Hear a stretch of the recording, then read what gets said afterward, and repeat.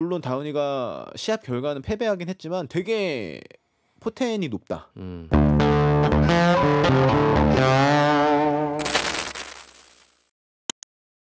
네, 격절알이 되는 가장 빠른 방법 위클리 파이트 클럽입니다. 격투기 전문 기자 스포티비 뉴스의 포기하지 않는 남자 노포 그리고 늙은 바이퍼 이교덕입니다.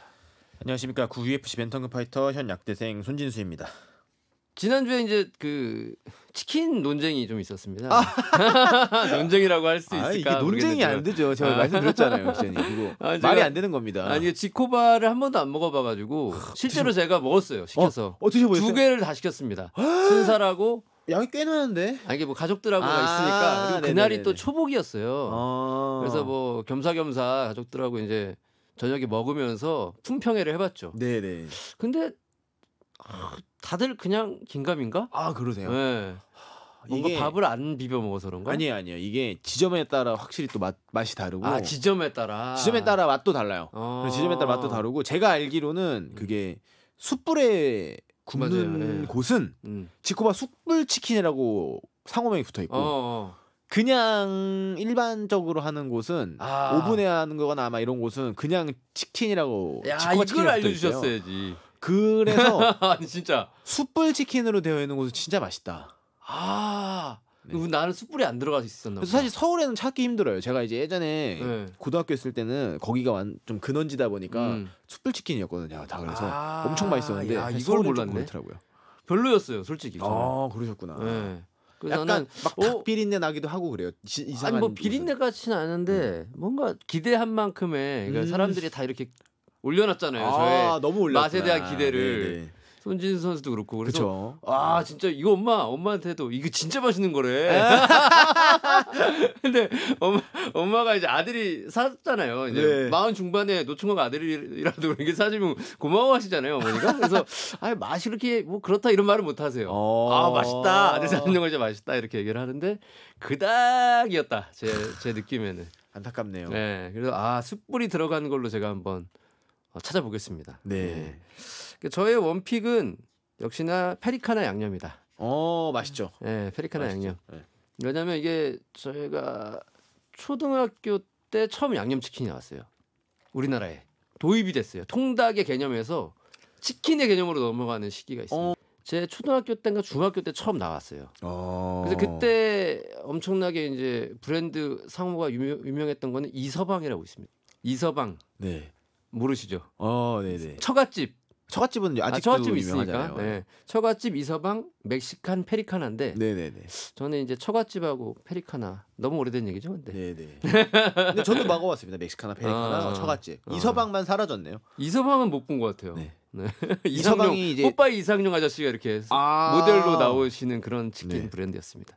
사실 이 지코바 논란이 일단 이 정다운 선수 경기 때문에 나온 거거든요. 정다운 선수의 상대가 더스틴 자코비였다. 근데 더스틴 자코비는 진짜 약간 품질이 좋은 어떤 파이터였다. 라는 게 증명이 됐습니다. 정다운 선수가 1라운드 KO 패를 당했습니다. 전체적으로 경기를 어떻게 보셨습니까? 일단은 정다운 선수의 좀 짧았지만 퍼포먼스에 대해서 한번 평가를 해주신다면요. 저도 커뮤니티를 보다 보니까 많은 글들을 봤어요. 많은 이야기를 보고. 근데 솔직히 막 그런 거 있잖아요. 뭐 한국 선수뿐만이 아니라 어떤 선수가 경기를 해도 물론 그러라고 만든 커뮤니티이기도 하지만 뭔가 내 이럴 줄 알았다. 내가 이럴 줄 알았고 이건 전략 미스고 되게 이미 막 뭔가 다 알고 있었던 것처럼 얘기하는 사람들이 너무 많아요. 그러면 왜 그러고 있어 집구석에서 밖에 나가서 코치를 하더니 그게 아니까 그러니까 다 그 결과에 해놓고 껴맞추는 건 누구나 할 수 있는 이야기예요. 솔직히 얘기해서. 근데 그렇게 좀 선수한테나 이제 코치진들에 대해서 이제 매도하지 않았으면 좋겠다는 생각이 일단 가장 먼저예요. 저는. 그래서 제가 좀 긍정적으로 봤던 부분은 물론 다우니가 시합 결과는 패배하긴 했지만 되게 포텐이 높다. 훨씬 더 위로 올라갈 수 있겠구나라는 그거를 봤던 시합이라고 사실 생각을 해요. 그러니까 그런 편치는 뭐 누구 갖다 놔도 사실 갈 수밖에 없는 거고 내가 준비를 아무리 잘하고 전략대로 수행을 하다가도 뭐 3라운드 4번 59초에 맞고 갈 수도 있는 펀치예요. 그런 건. 그렇기 때문에 뭐 다우니가 더 잘하겠지만 그렇게 낙담할 필요도 없고 지금 하던 대로 더 열심히 계속 원래 나가던 길로 나가면 좋겠어요. 이렇게 제가 다우니의 이제 포텐을 봤다라고 말하는 이유는 뭐냐면 솔직히 더스틴 자코비가 지난 시간에도 말씀드린 것처럼 입식 타격에서 근본러라고 말할 수 있는 정도의 커리어를 가지고 있고 실력을 가지고 있는 선수예요. 네. 두 주먹과 이제 킥으로는 뭐 어느 선수한테도 뒤지지 않을 정도의 스킬을 가지고 있는 선수인데 그 선수와 이제 자신 있게 맞불을 놨다. 그리고 물론 이제 타격을 입기 전까지는 킥도 굉장히 좋았어요. 원래 이제 다우니가 킥을 잘 못 찼거든요. 못 차고 그러다 보니까 잘 안 차고 결국 그러니까 두 주먹으로만 해결을 하려고 하고 그러다 보니까 이제 두 주먹거리보다 더 멀거나 이제 주먹으로 해결할 수 없는 부분에 있어서는 뭔가 계속 헤매는 모습을 보여요. 사실 그게 샘 엘비전이었고 근데 킥을 정말 가볍고 좋은 레그킥을 가지고 나와서 훨씬 더 더스틴 자코비에게 더 많은 타격을 입혀였단 말이죠. 그런 거를 보면은 MMA 타격가로서 한층 더 선장한 모습을 볼 수 있었다라고 생각을 합니다. 그게 몸놀림 가벼웠죠. 네네. 네, 저는 무겁다는 느낌은 안 들었어요. 맞습니다. 얼굴은 약간 긴장한 감이 있고 초반에 등장할 때나 네네. 그러니까 눈이 좀 부어 있어가지고 잠을 잘 못 잤나 이런 걱정을 했었는데 네네. 근데 몸놀림 자체는 굉장히 좋았고 긴장감도 그렇게 많이 없어 보여서 좋았다 흐름이. 근데 네. 자코비가 그냥 수가 더 많은 타격가였다. 그쵸. 예. 이거는 뭐 그냥 자코비가 사실 그 글로리 때도 이게 참 웃기거든요. 그 양반이 UFC에서 퇴출을 당했어요. 미들급에서. 네. 퇴출을 당하고 활동을 하다가 벨라토르도 가도 별로 이렇게 좀 빛을 못 보다가 2015년에 다 퇴출을 당하고 글로리로 간 거예요. 그래서 가서 한 4연패인가 합니다. 글로리에서도. 그러다가 감을 잡고 갑자기 또 5연승 6연승 합니다. 그러니까 이 자코비가 이 걸어온 길 자체가 굉장히 탄탄하다. 그렇죠. 예.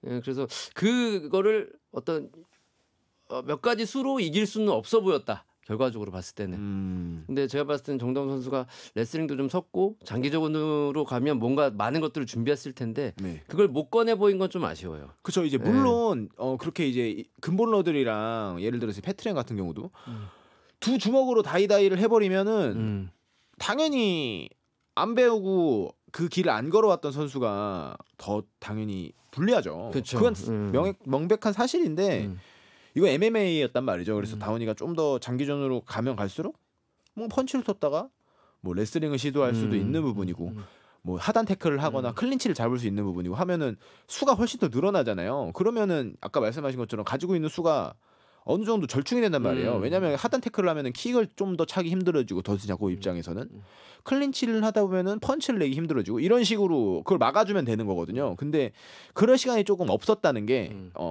시합을 보는 사람으로서 그리고 뭐 그냥 친구로서 좀 아쉽죠. 중간에 그래도 막 플라잉니도 하고 그쵸. 페이크 주고 플라잉니도 하고 그러니까 엄청 다양한 수. 이게 주먹으로는 당연히 자코비가 킥이나 이런 근본적인 타격에서는 훨씬 수가 많았겠지만 사실 그 KO 나기 전까지는 다우니가 더 잘했어요. 뭔가 더 깔아놓는 셋업도 많았고 맞춤 횟수도 더 많았어요. 근데 이제 더스틴 자코비가 이제 결국엔 이제 치명적인 크리티컬한 타격을 입혔다는 거죠. 뭐 그게 콤비네이션이 사실 입식 선수들은 굉장히 많이 쓰는 패턴이에요. 인사이드 레그킥 주고 레그킥 하는 척 발을 든 다음에 앞손 훅. 그렇죠. 걸어치고. 네, 혹은 그런 비슷한 패턴이 뒷발 레그킥 주고 뒷발 레그킥 차는 척 뒷손 후, 뒷손 펀치 스트레이트 이런 콤비네이션이 이제 정말 좀 많이 사용되는 뭐 정말 대단한 콤비네이션이 아닌 정말 기본적으로 많이 사용되는 콤비네이션 중에 하나인데 그거에 노출이 됐죠. 그래서 뭐 어쩔 수 없죠. 근데 그거를 한번 데미지를 입힌 다음에 망설임이 없더라고요. 그다음부터 그렇죠. 하는 건 네, 모든 그렇죠. 것들이 잽 주고 잽 갖다 주고 스트레이트 꽝 이걸로 끝난 거 아니겠습니까? 맞습니다. 그러니까 그게 불과 한 5초? 맞아요. 4-5초 만에 그게 쭉 나오더라고요. 네. 그러니까 가지고 있는 무기들이 그렇죠. 그 상황에서는 확실히 짬밥이 있었다라고 이제 봐야 되겠습니다. 뭐 정다운 선수가 그 전까지는 굉장히 잘 풀었고 네. 충분히 이제 뭐 요 정도 레벨이구나. 오히려 자극이 됐을 것 같아요. 그쵸. 내가 어느 걸 더 준비해야 되겠다. 어떤 걸 더 조심해야겠다. 이런 마음이 들었을 것 같습니다. 뭐 좋은 경험 했다고 생각하면 될 것 같아요. 다우니가 2015년부터 패가 없으니까 또 이렇게 또 패배와 함께 성장하는 거죠. 그래서 정다운 선수도 뭐 개인적으로 예전에 뭐 한 얘기지만 자기가 언제 질까 이런 고민도 하고 있었다고 그러더라고요. 그게 좀 원래 연승을 달리면 불안함이 또 있나 봐요. 그게 그런 중압감이라든가 그런가 보네요. 또 이겨야 되나 뭐 이겨야 돼서 나가야 되는데라는. 근데 좀 홀가분한 느낌으로 이번 경기를 마치고 돌아왔다고 하니까요 주변에.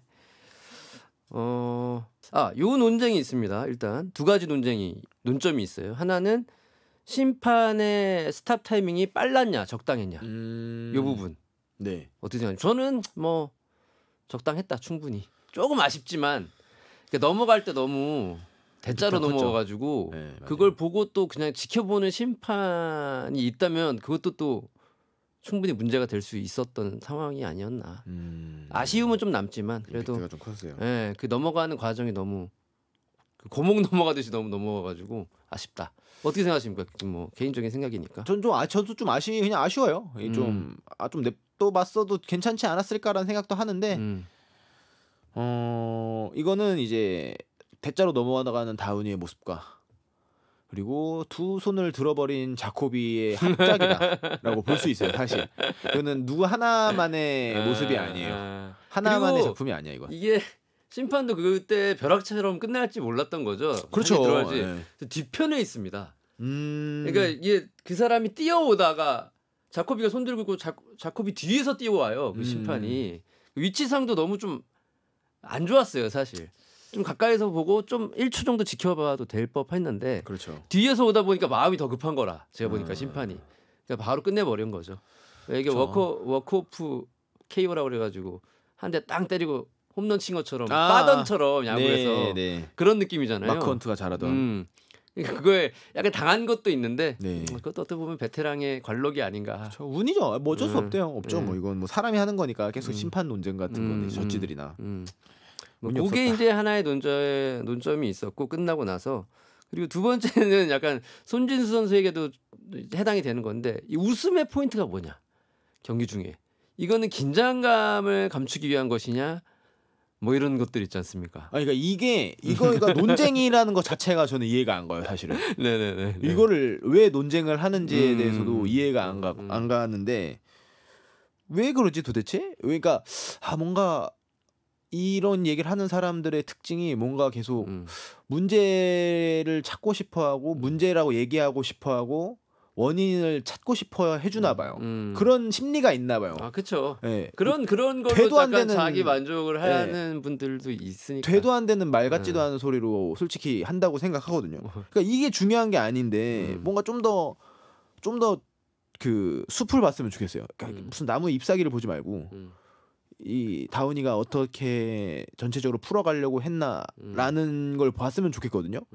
그래서 사실 뭐 의미가 그렇게 없는데 의미를 부여하는 게 이해가 안 간다는 거예요. 저는 뭐 거기 그 웃음에 그렇게 의미를 두지 않아요.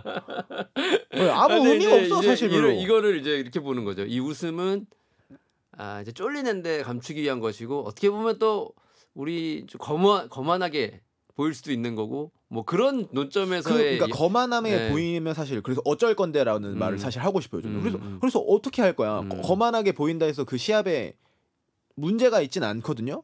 그러니까 실제로 쫄린다고 해서 웃지도 않아요. 쫄리지가 않기 때문이에요. 왜냐면은 사실 내가 지고 있는 거랑 이기고 있는 거는 쫄리고 있고 안 쫄리고 있는 거가 조금 다른 문제거든요. 상대방한테 쫄아서 웃는 거는 그런 건 전혀 없죠. 그래서 그냥 이제 시합 자체를 즐기는 사람도 있고 뭐 저 같은 경우에는 이제 뭐 이기고 있을 때도 웃어봤고 지고 있을 때도 웃어봤지만 뭐 페트리안과 싸울 때는 실제로 너무 힘드니까 웃었던 게 이제 80% 이상이고 네. 그래서 사람마다 이제 그냥 뭐 다르겠죠. 근데 큰 의미가 없다. 그러니까 정다운 선수가 이번 경기 웃었던 거는 즐기는 느낌이 강했던 것 같아요. 왜냐하면 그 자코비하고 서로 웃거든요. 그러니까 뭐 이런 것도 준비했어? 뭐 이런 느낌이잖아요. 뭐 그럴 수 있고 그리고 이렇게 나왔어? 난 이렇게 한번 해볼게라고 서로 이제 약간 뭐 좀 재밌게 싸우는 느낌? 자기가 준비한 기술들을 서로 주고받으면서 그런 뭐 공감대가 형성됐다? 그러면서 즐긴 느낌이 아닌가. 그렇죠. 뭐 그래서 어쨌든 제가 하고 싶은 말은 그러니까 의미가 없는 것에 의미 부여를 하지 마라. 그래서 여기서 중요한 거는 자코비가 인사이드 레그킥을 때린 다음에 인사이드 레그킥 페이크를 주고 앞손 훅으로 다운힐을 맞춰서 그로기를 이끌어냈다는 게 중요한 거지. 웃다가 안 웃다가가 중요한 게 아니다. 제발. 근데 이제 뭐 그 라이트 팬 분들도 있고 하니까 뭐 그런 약간 그 뒷 얘기들을 항상 하면서 또 즐기는 방식이라고도 생각하거든요. 그 어떤 층들은. 네. 예, 뭐 그렇습니다. 근데 이제 저 그러니까 즐기면 상관이 없는데 그걸 이제 선수한 선수를 비난하고 이제 그렇게 방향이 좀 잘못된 것 같아요. 본인이 즐기면 즐기는 거지 그게 이제 남에게 피해가 되면 안 된다고 생각을 하거든요. 저는 이건 좀 잘못된 거다.